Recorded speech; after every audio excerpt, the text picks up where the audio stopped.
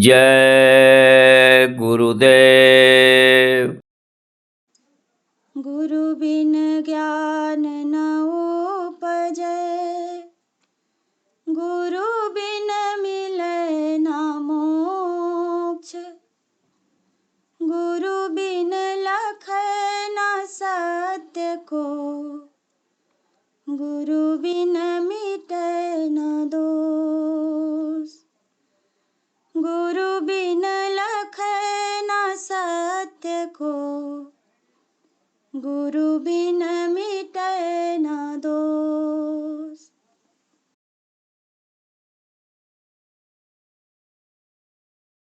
सतगुरु मेरी सुनो पुकार, मैं टेरत बारंबार। सतगुरु मेरी सुनो पुकार, मैं टेरत बारंबार। सतगुरु मेरी सुनो पुकार, मैं टेरत बारंबार। सतगुरु मेरी सुनो पुकार, मैं टेरत बारंबार।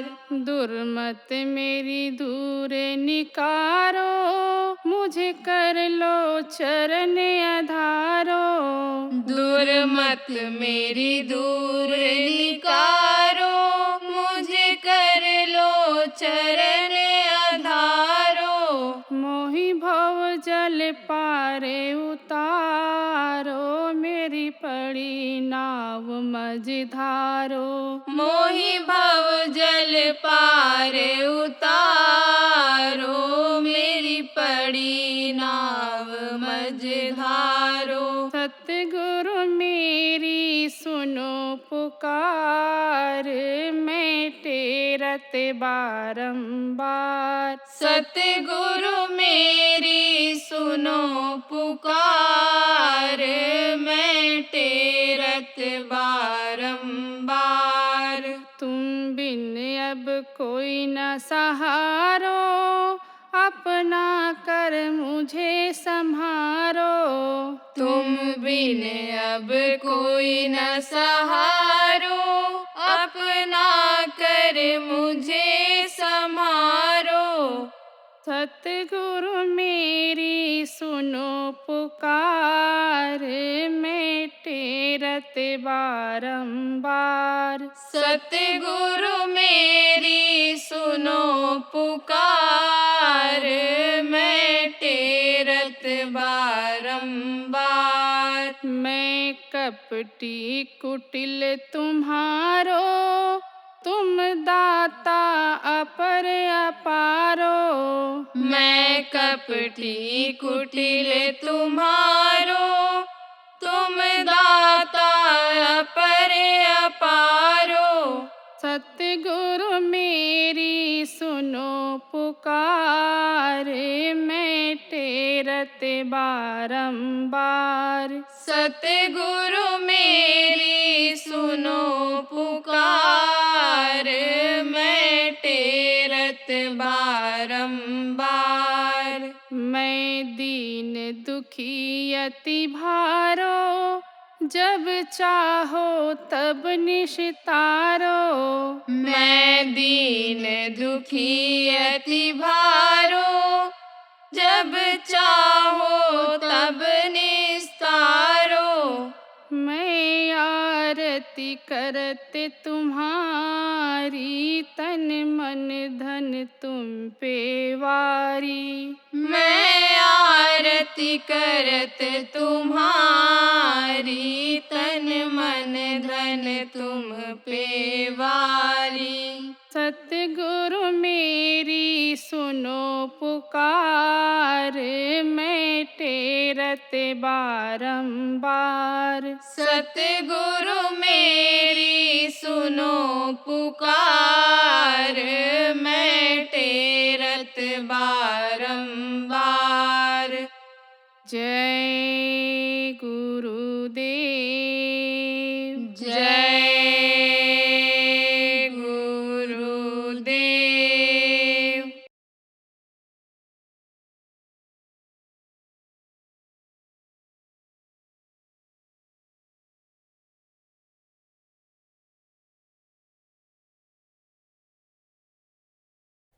अब समझ लो ठीक से कि जैसे नौकरी करते हो तो 5 दिन की छुट्टी तो ले लिया और आकर के यहाँ बैठ कर के साधना में 7 दिन की 8 दिन की 9 दिन जो ये हुआ छुट्टी ले लिया। अब घर पर गए हो और वहाँ साधना शिविर लग रही है, उसमें नहीं बैठ पाते हो तो कोई बात नहीं, घर पर कर लो, घर पर कर लो, 8 घंटे कर लो, 10 घंटे कर लो, सब मिला के कर लो, 5 दिन मिला करके 12 घंटा कर लो, 2 घंटा कर लो। तो वो जो यानी ब्रेक लगने वाला है किस पर, यानी इन भौतिक यानी कष्टों पे, तकलीफ दैविक भौतिक कष्टों पे, उस पर रोक लग जाए। फिर वो ये जो एक तरह से जैसे दवा दी गई है, अब दवा दी गई और बद परहेजी हो गई, तो एक दवा 1 महीने तक काम करती है, बहुत दिन तक काम करती है, 6 महीना काम करती है होम्योपैथिक की दवाई, वो अपना असर नहीं खत्म करेगी। और डॉक्टर ने मना किया ऐसा मत करना, और वो चीज़ आपने खा लिया, पी लिया या कर लिया तो उसका असर कम हो जाएगा। ऐसे ही बात को समझो, यही सब बातें लोगों को वहाँ बतानी समझानी रहेंगी। तो इस तरह से यानी समझो। और आगे बता दें आपको, जो यहाँ से जाने के बाद सबसे पहले 5 दिन की साधना शिविर लगवाएगा, लोगों को साधना के बारे में जो ज़्यादा जानकारी नहीं है जानकारी कराएगा, सुमिरन ध्यान भजन समझाएगा, करेगा और कराएगा, जगह दे देगा, खाने पीने की व्यवस्था अगर जरूरी है वो करवा देगा, पानी व्यवस्था, पेशाब की व्यवस्था करवा देगा, उसको भी लाभ मिलेगा। और बैठ के अगर करेगा तो उसको और ज़्यादा लाभ मिलेगा। और जो 5 दिन साधना शिविर लगेगी वो करेगा, वहाँ से पूरा टाइम तक ज़्यादा से ज़्यादा समय देगा, उसके भी दैहिक दैविक भौतिक कष्टों में आराम मिल जाएगा। इसको समझ लो ठीक से। कौन देगा? हम देंगे, हमारे बस का भैया कुछ नहीं, हम तो सरेंडर किए हुए बिल्कुल एकदम से। अब हमसे कोई बात कोई कुछ मत कहना, और न हमसे अपना दुखड़ा रोना, और न हमसे अब कोई मिलने की ज़रूरत है। हमको थोड़ा बीमार आदमी है, आज़ाद छोड़ को, हम 100 मरीज की एक दवा बता दे रहे हैं। अभी तक जो लोग चूक गए हो, अब मत चूको। अब साधना शिविर लगवाओ और उसमें बैठो, और कुछ दिन बैठो सच्चे भाव से, सच्चे हृदय से बैठो आप, भाव बना करके, और देखो फायदा होता है कि नहीं होता है। जब नहीं होगा तब हमसे कहना कि हमको नहीं हुआ है, तब हम बता सकते हैं। आप कुछ लोग जो साधना किए हो, आप डायरी में लिखे होंगे, जिनकी अच्छी साधना है, आगे बढ़ गए हो ज़्यादा, वो लोग खाली लिख कर देना, ये मत लिख कर देना मन नहीं रुका, ऐसा नहीं हुआ, वैसा नहीं हुआ, दया करो दया करो। दया वाली बात हम नहीं सुनना चाहते, दया वाली बात नहीं सुनना चाहते। देखो, तेज लड़के को हर कोई पढ़ाना चाहता है कि यह टॉप कर जाए, जो तेज लड़का होता है। और जो दिम्मड़ कमज़ोर होते हैं, यानी बार बार बताते रहो, करते रहो, सुनते कुछ नहीं, बस यही रोते रहते हैं, मास्टर जी पढ़ा दो, हम कलेक्टर बन जाएं, कमिश्नर बन जाएं, नाम सुने हुए रहता है, उस पर कोई ध्यान देता है? कोई ध्यान नहीं। अब मोटी बात ये समझो कि हमारी चाहे दोस्ती हो, और चाहे व्यवहार हो, और चाहे रिश्तेदारी हो, चाहे परिवार का रिश्ता समझ लो हो, किससे है? साधकों से है। अभी तक सत्संगियों से था, जो भी सत्संगी था, आता जाता था, नामदानी था, सुमिरन ध्यान भजन घर पर करता था, चाहे रिश्तेदार हो चाहे परिवार का हो, आओ जाओ मिलो जुलो। लेकिन अब हम अपना पैटर्न बदल रहे हैं बुढ़ापे में, क्योंकि पता नहीं कब श्वास खत्म हो जाए। और हमको जो काम करना था, बहुत पहले शुरुआत करनी थी, वो हम नहीं कर पाए, और गफलत में बिखेरते चले गए। क्या बिखेरा? हीरा मोती किसका? नाम का। नामदान दे दिया, बहुत लोगों को दे दिया, और उसकी लोगों ने कीमत नहीं समझी। तो अब नामदान वाली भी बात अब पर ब्रेक लगा है, नामदान पर भी ब्रेक लगा है। जितना पौधा लगा दिया गया उसको सिंचाई कर दो, गुड़ाई कर दो, और बढ़ जाए तो फल देने लग जाएगा, और नहीं तो पौधे लगाते चले जाओ, सूखता चला जाए तो मेहनत बेकार जाएगी कि नहीं? तो भैया अब तो हम हाथ जोड़ते हैं, अब तो करो और उसका फायदा उठाओ। तो साधना शिविर लगवाना है, और साधना शिविर में बैठना है, सबको फल मिलेगा, सबको लाभ मिलेगा, और करके देख लो। और नहीं तो भैया आप जानो, आपका काम जाने, आपके कर्म जाने, फिर न तो हमको दोष देना और न हमारे गुरु महाराज को दोष देना, और न इस समय पर जो भगवान का नाम है जय गुरुदेव नाम जगाया हुआ गुरु महाराज का, उस जय गुरुदेव नाम को दोष देना। देखो ये बात सब रिकॉर्ड हो रही है, हम किसी को कहने का मौका नहीं देंगे। हम कहेंगे देखो 25 मई 2025 को, तारीख याद भी रहेगी लोगों। यह मैंने गुरु महाराज के भंडारे के समय पर बता दिया था, कह दिया था। और अगर मैं सब जगह बताने न पहुंच पाऊँ तो जो प्रेम रखते हो गुरु महाराज से हमारी, आप लोग बता देना। महाराज जी ने तो कहा था इस चीज को, एक सूत्रीय कार्यक्रम, एक फार्मूला। आप ये समझो कि उसको नहीं पकड़ा लोगों ने तो आप क्या करेंगे? अरे भाई महात्मा जी थे ना, तो महात्मा जी थे तो उपदेश करते थे। तो उपदेश किया, क्या उपदेश किया? कहा कि सब में जीव है, सब में ब्रह्म है, ब्रह्म ब्रह्म को कष्ट नहीं देता है। अब उनके चेला थे, गए बैठ गए वहाँ, पहलवान आ रहा था, रास्ते में बैठ गए। पहलवान आ रहा था, पहलवान ने कहा महाराज महाराज महाराज हाथी बिगड़ जाएगा, आपको ढकेल देगा, रास्ते से हट जाओ, तकलीफ हो जाएगी। कुछ नहीं, बैठे रहे। बोले हाथी में ब्रह्म और हम में ब्रह्म, तो ब्रह्म ब्रह्म को कष्ट कैसे देगा? कैसे उसके अंदर भी जीव है, वो हमको कैसे कष्ट देगा? यह हमारे गुरु महाराज ने कहा है। अब वो आया तो रक्षा तो किया गुरु ने, आया लेकिन सूंड से ढकेल दिया। इसे रास्ता बना के चलते हैं ना, हर कोई चलता है, हाथ से हटा के और देकर सूंड से ढकेल दिया और चला गया इसे। अब ये सूंड लगते ही गिरे तो इनके दांत में, मुंह में, सब घुटने में सब जो है चोट आ गई। जब वहाँ पहुँचे एकदम से बिल्कुल आग बबूले। लोगों ने कहा क्या हो गया? वहाँ के लोग, क्या हो गया? कुछ नहीं। तब तक गुरु जी आ गए। गुरु जी देख के मुस्कराए, बोले कि कहो क्या हो गया? बोले जान चली गई होती आज, हाथ पैर टूट गया होता। बोले अच्छा, जानते सब हैं। अच्छा क्या हुआ? बोले महाराज बैठे थे भजन पे, आपने कहा था पहले सत्संग कि ब्रह्म ब्रह्म को कष्ट नहीं देता है, सब में ब्रह्म होता है, तो हमको हाथी में ब्रह्म, हम में ब्रह्म को हाथी ने हमको क्यों ढकेला, क्यों कष्ट दिया? तो बोले हाथी के साथ और कोई था? बोले हाँ। कौन था? पहलवान। कहा वो क्या कह रहा था? बोले वो कह रहा था महाराज हट जाओ, नहीं हाथी बिगड़ जाएगा, ढकेल देगा आपको, कुचल देगा आपको, हट जाओ। तो बोले तुम में ब्रह्म और हाथी में ब्रह्म, और पहलवान में कौन था? पहलवान में ब्रह्म नहीं था, पहलवान में वो जीवात्मा नहीं थी। तो पहलवान की बात तो मान लेते। तो मान लो गुरु कहोगे, आप गुरु महाराज के शिष्य हो और आप कहोगे कि भाई इनकी बात से हम इनकी बात को मानी, तो आप अगर उनकी बात कहोगे, वो कहेंगे तो वो तो अब रहे नहीं, वो तो कहलवाएंगे किसी से।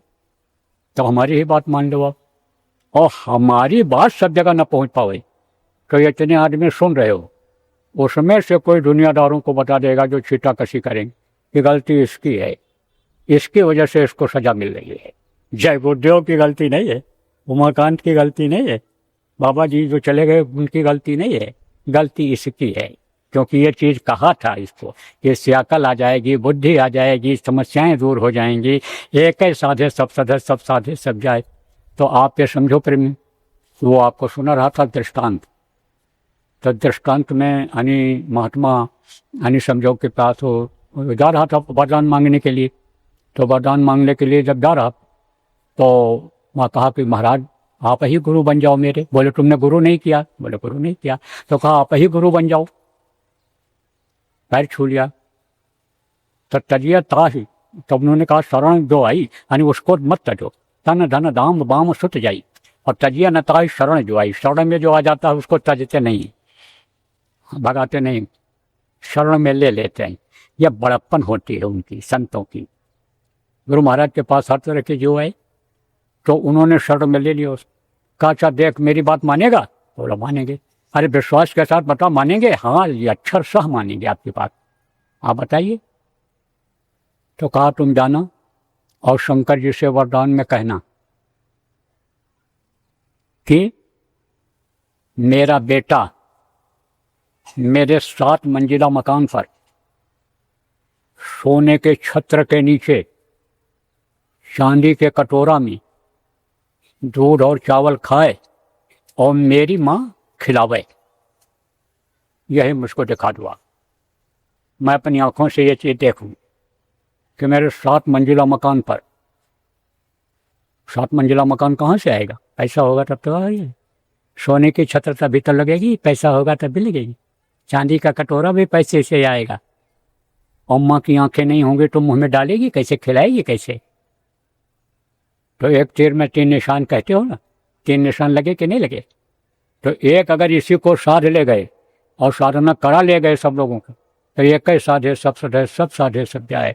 ये जो रोना धोना लगा रहता है, रोना धोना वाले यहाँ बहुत मिलेंगे, चाहे करोड़पति अरबपति, चाहे बड़े बड़े अधिकारी, कोई ना कोई चीज़ से दुखी ही नहीं है। तो शरीर से दुखी हैं, परिवार से दुखी हैं, धन से दुखी हैं, समस्याओं से दुखी हैं, दुखी सब हैं।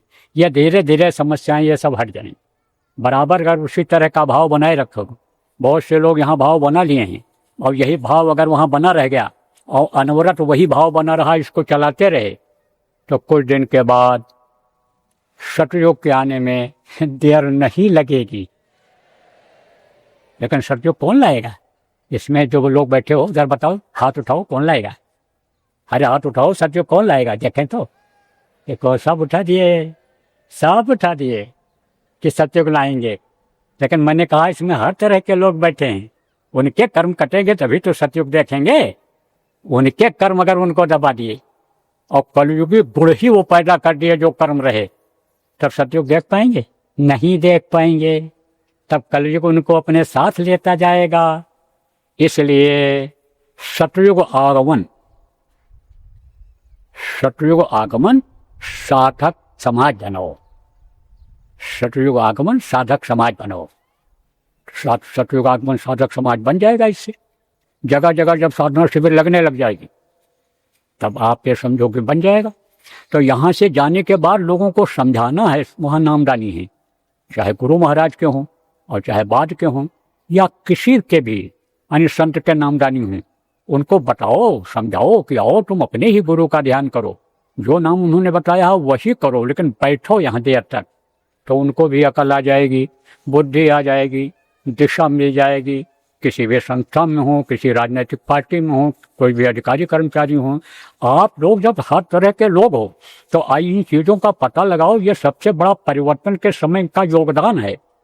इस वक्त पर समझो आप पूरे विश्व में पानी समझ लो कि कहाँ कब कैसी आग जल जाए और उसमें लोग ध्वस्त हो जाएं। बहुत मारकाट होगी, बहुत मरेंगे। अभी वो समय कहाँ आया कि फटेगी धरती, उठेगा गुब्बारा, सुनते तो जाओ संदेश हमारा। उस समय यहाँ कुछ लोग बैठे हो, वो आप रहे होगे, आप तो बुढ़े हो गए, लेकिन आपको याद होगा धरती फटेगी, गुब्बार उड़ेंगे। कौन से गुब्बार? धुआं के गुब्बार। विनाश करेंगे। किसका विनाश करेंगे? आदमियों का करेंगे। आंखें चली जाएं, अंधा हो जाए आदमी, वो गुब्बार गंदा अंदर चला जाए, मर जाए।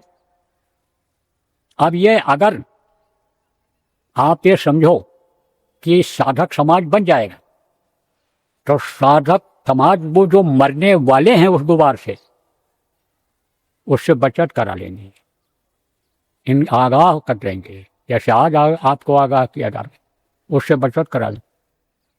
विदेशी लोग जब तरह तरह का हथकंडा अपनाएंगे, जब ऐसी जगहों पर भग डालेंगे कि जहाँ पर आप ये समझो कुएँ हैं तेल के, तो कुआं, तेल का कुआं में आग लग जाए तो बुझेगा जल्दी? नहीं बुझेगा, बहुत दूर तक उसका असर जाएगा, उसका धुआं जो जाएगा उसका भी असर जाएगा। ये क्या करेंगे दुश्मन लोग जो हैं? सब पर होगा, हर देश के ऊपर होगा, भारत देश पर भी उसका आँच आएगा, भारत देश में भी ये होगा। ये आपको आगाह कर रहा हूँ, भविष्यवाणी नहीं है। कीटाणु बम जब भेजेंगे, कीटाणु बम से क्या होता है? कीटाणु बहुत फैल जाते हैं, वायरल और ये वो, उससे लोग मरने लगते हैं। उसी वक्त इनको मालूम हो जाएगा कि अब छूटने वाला है। जो चीज़ राडार में नहीं आएगा, जो आज के वैज्ञानिकों के बनाई हुई मशीन में नहीं आएगा, आप ये समझो वो उनको पता चल जाए। और वही धुआं अगर आंधी अगर उनके ऊपर परिवर्तित कर दिया उन्होंने, तो कीटाणु तो सब शहीद हो जाएंगे, उसी आंधी में शहीद हो जाएंगे। तेज आंधी चल गई, धूल चल गई, वो धुआं में शहीद हो जाएंगे वो, जब कीटाणु उनके मंसूबा फेल हुआ कि नहीं हुआ। तो अब आप ये समझो कि इनकी जरूरत हर जगह है आगे भविष्य में। किसकी? साधकों की।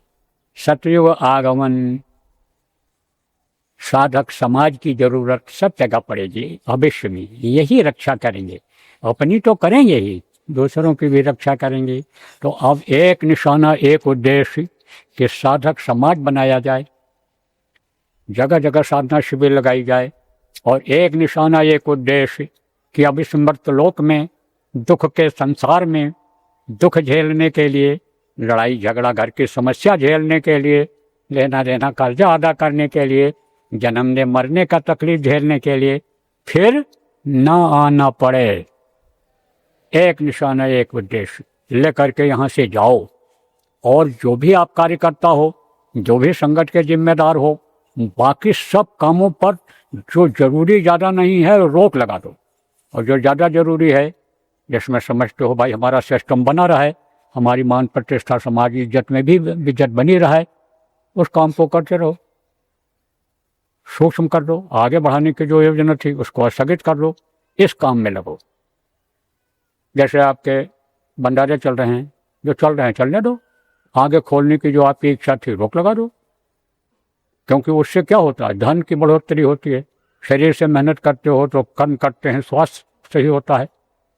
मन जब तक इसमें नहीं लगेगा, आपका भजन ध्यान में जब तक मन नहीं लगेगा, तब तक जीवात्मा का कल्याण उससे नहीं होने का है।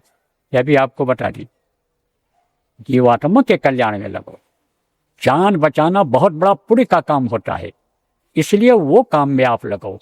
तो आगे का समय विनाशकारी, आगे का समय विनाशकारी, बचे वही जो शाकाहारी, बचे वही जो भजनानंदी, बचे वही जो शुद्ध आचरण वाला है। तो हाथ जोड़ लो, जैसे मैं सबसे जोड़ता हूँ। वे हाथ जोड़कर विनय हमारी, तजो नशा बनो शाकाहारी, छोड़ो व्यभिचार, बनो ब्रह्मचारी, और सतयुग लाने की करो तैयारी। सतयुग आ जाए तो सब समस्या सुलझ जाए। एक ऐसा है जैसे उसका एक ही बात को कहा उसने और तीनों समस्याएं खत्म हो गई। अभी सुनाया दृष्टांत में, ऐसे ही सतयुग आ जाए तो आज़ाद हो गए सब, कोई फिक्र नहीं। समय पर जाड़ा, समय पर गर्मी, समय पर बरसात होने लग जाए, जोत करके खेत को, बीज को डालकर एक बार लोग चले आते थे, बादल आकर बरस जाते थे। 27 बार आप ये समझो कि फसल उगाने का ये इतिहास मिलता है सतयुग में। तो सब समस्या दूर हो जाए। तो ये जो समस्याएं हैं शरीर की, यह जो मानसिक कष्ट है, आपको शारीरिक कष्ट है, ये भौतिक दैहिक दैविक ये जो कष्ट है, ये सब दूर हो जाए। किसके लाने से? सतयुग लाने से। तो जितने लोग हाथ उठा दिए, का तो सत्य है ये। अपनी आत्मा से पूछो कि आप हाथ उठाने के लायक हो? अगर नहीं हो तो साधना करो और कराओ, और साधक समाज बनाओ। जब उसका भी फल मिलना है, जैसे बोनस मिल जाता है, जैसे आपका कमीशन मिल जाता है, एजेंट जो होता है लाइफ इंश्योरेंस का, वो मिल जाता है, इसे आपको भी मिल जाए। तब आप सतयुग के लायक बन पाओगे, सतयुग देखने के लायक तब बन पाओगे। और नहीं तो बच्चा तेरा कचूमर निकल जाएगा। अब कुछ ज़्यादा न कह दो। आज तो समझो गुरु महाराज का भंडारा है, लेकिन मुंह से बात निकल ही जाती है। किसी को बार बार कहो न समझ में आवे और न उस बात को पकड़े। तो जैसे कोई गार्जियन घर का होता है, बच्चा नहीं मानता तो कड़क बोलता है कि नहीं बोलता है? कभी कभी कड़क बात बोलने से भी शुभ जाता है अंदर, और उस बात को आदमी पकड़ देता है। इतिहास बता रहा है, पढ़े लिखे लोगों का आज आह्वान किया गया है और किया जा रहा है। गोस्वामी जी महाराज को अगर उनकी औरत ये न कहती कि अस्ति चरम मम दे हमें तामे ऐसी प्रीत, यानी ये हमारे इस नाशमान शरीर से तुमको इतना प्रेम है कि रात को तुम हमारे यहाँ आ गए, मायके में थी वो, और जो कौन होते राम से, कहा जो ये प्रीति राम से होती तो आपको कोई तकलीफ नहीं होती, कोई भय नहीं होता, आपका काम बन गया होता। और वही बात उनको लग गई, वही बात उनको लग गई, और लग गए काम में, और 25-26 साल में अपना काम बना लिया। तो कोई बार लग भी जाती तो कड़क भी बोलना पड़ता है। अब यह है कोई बुरा मानते हो तो भाई हम तो इंसान हैं, आप एक ही तरह से आपसे माफ़ी मांग रहे हैं। तो देखो समय ज़्यादा हो गया, अब आप लोग जो है जाओ, और प्रसाद जिनको नहीं मिला है वहाँ से ले लेना। लेकिन ये याद रहे प्रसाद किसको देना है। आप मांसाहारियों को मत देना, चाहे जितने रिश्तेदार हों। शराबी कबाबियों को प्रसाद मत देना, और घर में उन लोगों को देना जो भजन करेंगे, उनको देना। बाकी प्रसाद ये मत देना। और प्रसाद आपको भी उसी को फायदा करेगा जो यहाँ पर भजन किया होगा। और नहीं, अभी थोड़ा समय है आज तक का, आप कर लो बैठ के ज़्यादा से ज़्यादा समय तक, उनको प्रसाद फायदा करेगा। प्रसाद तो है गुरु महाराज का, हमको बोलने का अधिकार नहीं है, लेकिन करेगा नहीं तब कहोगे कि हम प्रसाद लाए थे। यह भी जानते हैं, यह भी जानते हैं कि प्रसाद खा करके और बीमारी को हटा देते थे। हमारे पास लोगों के फ़ोन आते थे, अब तो हम फ़ोन सुन नहीं पाते हैं, सुन ही नहीं पाते हैं, सुनाई नहीं पड़ता, बोल नहीं पाते, चल नहीं पाते, बहुत कमजोरी आ गई। तो हम कह देते थे सब भंडारे प्रसाद खा लो, तो भंडारे प्रसाद खा लेते थे और फायदा कर जाता था। लेकिन अभी तो किसी भी तरह से संदेश भी पहुंचेगा या बात रटी हुई होगी आपको कि पिछली बार पेट में दर्द हुआ था तो प्रसाद खाए थे, पिछली बार लेटरिन नहीं आ रही थी तो प्रसाद खाए थे, ठीक हो गया। तो यह प्रसाद काम नहीं करेगा।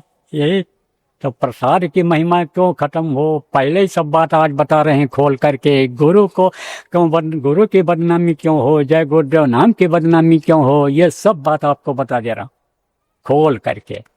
तो भैया बोलो जय गुरुदेव।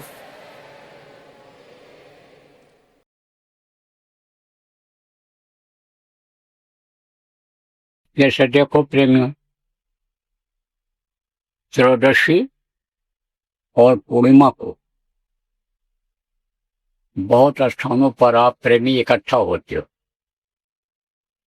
और वहां सत्संग करते हो, ध्यान भजन करते हो और प्रसाद का वितरण करते हो। जो लोग आते हैं वो भी खाते हैं, कुछ लोगों को बाहर भी बांटते हो अपने अपने हिसाब से, जो जिसका जैसा हिसाब बना हुआ है। तो अब जहां जहां पर आप लोग इकट्ठा होते हो त्रयोदशी को और पूर्णिमा को, वहां पर 5-5 घंटे की साधना शिविर लगाओ जो अखंड रहेगा। जैसे ये अखंड चल रहा है 5 दिन का, 24 घंटे का, ऐसे ही 5 घंटे का हर त्रयोदशी और हर पूर्णिमा को जहां भी आप सत्संग करते हो, चाहे वो आश्रम हो, अपने जो आश्रम है वो स्थान हो, या कहीं भी जहां आश्रम नहीं है, आपने चुन रखा है कि भाई हमारा यह कार्यालय हम यहाँ करेंगे, कहीं न कहीं आपने जगह बना रखा है, तो वहां पर साधना शिविर लगाओ। जो हम त्रयोदशी और पूर्णिमा को सत्संग होता है जहां जहां, वहां भी अखंड ही चलेगा, वहां भी अखंड ही चलाना है। उसमें लोगों को लाना पड़ेगा बुला बुला करके, क्योंकि कुछ लोग तो उसमें चले जाते हैं, न तो परिवार के लोगों को लाते हैं, न अपने 10-11 साल के जवान और अन्य जवान बच्चों को लाते हैं। परिवार के लोगों को नहीं लाते हैं, परिवार के जो नामदानी है सबको लाने की जरूरत है, सबको बैठाने की जरूरत है, ताकि वो घाट तक पहुंचे। तो घाट तक पहुंच नहीं पा रहे हैं। आप देखो प्रेमियों, घाट तक जब तक नहीं पहुंचेंगे, घर से निकल करके घाट तक नहीं पहुंचेंगे, तब तक पार होने की कोई उम्मीद नहीं रहेगी। जहां जहां संगत कम है, नामदानी नहीं है, लेकिन जैसे विदेश है या अन्य जगहों पर जहां जहां नहीं है, वहां अगर आपके मित्र हैं, टहलने घूमने आप पार्कों में जाते हो, व्यापार के हिसाब से एक दूसरे के पास जाते हो और वहां पर आप रहते हो, और उनको भी ला सकते हो। पूर्णिमा वाले में न कि वो बैठेंगे 5 घंटा, 2 घंटा, 3 घंटा, आधा घंटा ही बैठेंगे, तो उनको भी दिशा गुरु महाराज से मिल जाएगी।